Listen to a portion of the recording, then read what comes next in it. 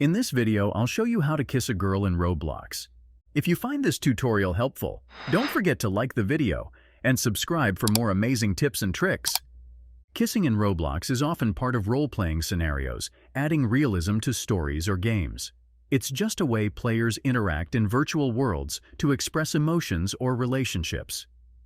To begin, open the Roblox homepage on your device, whether it's a laptop or PC, and launch any game you wish to play. Once you're in the game, you might find yourself in a role-playing scenario, like portraying a couple. If you're wondering how to perform a kiss within the game, here's how to do it seamlessly. Start by navigating to the top left corner of the screen, where you'll notice the menu icon, often referred to as the hamburger button.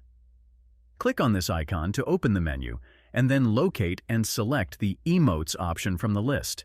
And this will bring up a collection of 8 different emotes available for use. Browse through the options, choose the one you wish to use, and select it. Once you've made your selection, the chosen emote will activate, allowing you to act within the game environment. If you liked this video, make sure to subscribe for more tips and tricks. Thanks for watching.